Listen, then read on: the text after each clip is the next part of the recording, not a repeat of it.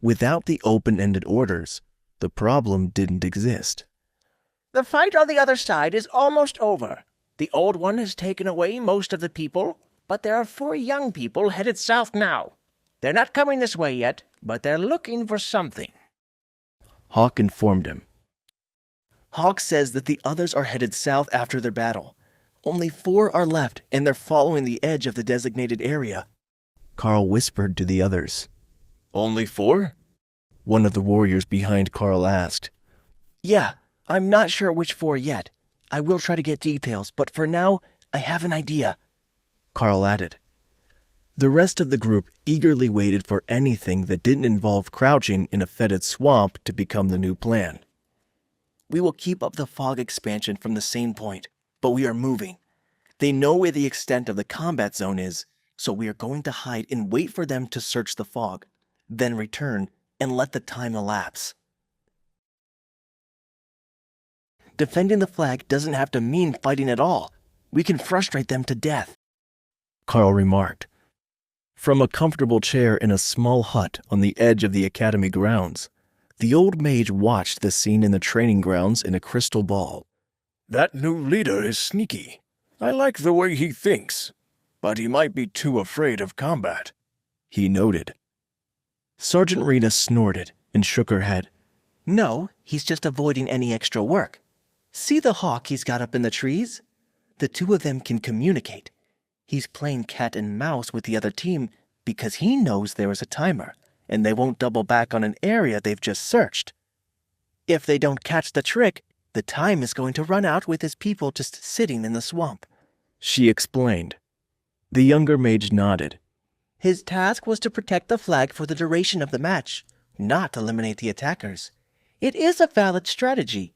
It reminds me of when we collected that grimoire from the Talion temple, and then just sat on the beach for a week drinking margaritas until the search teams moved on. The older mage laughed softly at the memory. Their world had a rich history of magic to go along with the dangers of the magical beasts that lived in it.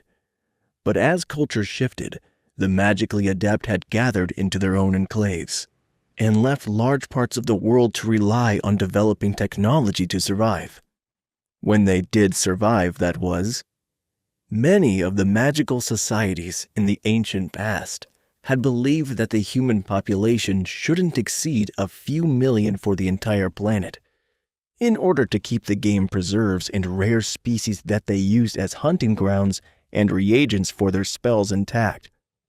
So when those left behind with no magic and insufficient weapons were eliminated, they didn't take any action to prevent the disasters. That bit got glossed over in the history books, described as a failure of allied nations, rather than magic users banding together to the exclusion of everyone else. But that was mostly because the few powerful magic users who stayed in places like the Golden Dragon country were instrumental to helping the civilization survive, while they developed enough technology to stand on their own. Karl led his team south through the swamp, hiding behind trees as the attackers moved through the fog, and then waited as Hawk relayed their efforts to double-check the area. As the foggy area in the swamp was not only suspicious, it was the perfect hiding place for a group of warriors who didn't want to engage in ranged combat. Among the 4 attackers, there were 2 group leaders, who were both warriors with ranged attacks, and 2 first-year mages. It was a well-balanced group of survivors, but they were outnumbered by the defenders and couldn't afford to be caught from behind if they missed someone. They've moved. I don't sense any life here larger than a bird, one of the leaders whispered. If your skill says so, then we can keep going. But I think that they will return once they believe that we are gone. So let's circle back. The other agreed. The mages weren't particularly happy about wading through swamp water all morning, but they got extra credit for just being part of the special training program, a reward for top-performing students, so they weren't going to complain and risk getting switched out. The attacking group headed north to check for the hiding spot of the last defenders, and Karl prepared to give the order to move again. There are only 15 minutes left, one of the warriors whispered. In that case, we wait right here. Hawk says they're going north, so they're not likely to find us at all. The group silently waited as the attackers moved north. Then, with 10 minutes left in the match, they turned back south, moving more quickly and searching for the last defenders. They're coming back. Hawk says they're almost to the fog now, Karl relayed as their scout explained the change. They were deep in the fog when one of the two leaders noticed the disturbed routes and groaned in frustration. They hid here at the start, but they must have heard us coming and moved. They're not north or east. This is almost at the western edge, so they have to be south, he whispered to his team. So, we search for them in the fog again? One of the mages asked. No, they should be outside of it. The fog hasn't spread that far. Just don't let them ambush us, because they might have split up to set a trap instead of being in a tight formation. The attack group moved cautiously, but they were moving directly toward the spot where Karl had hidden the defenders.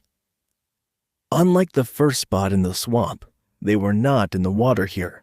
They were lying among the thick foliage on relatively dry ground, counting on Hawk's warning to prevent them from being caught in a disadvantageous position.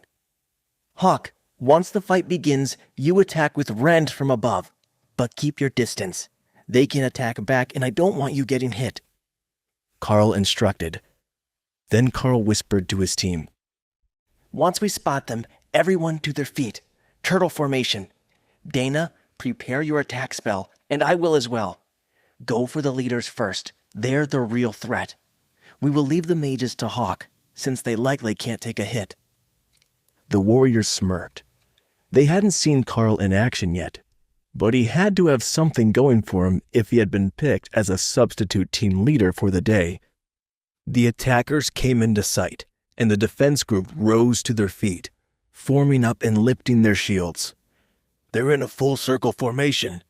It looks like they're onto your tricks, one of the warriors quietly joked. The other had managed to master a movement technique that would allow him to move with incredible speed for a few seconds, so he could attack from unexpected angles. Karl, of course, had no idea. He had set the turtle shell in case the mages had tricks up their sleeves, so that the team could create a full dome of protection with guard. Wait, that's not the end. You've just had a free taste. Now get the full story on the Pocket FM app, link in description. Check out our next video and playlist, and don't forget to like, share, and subscribe.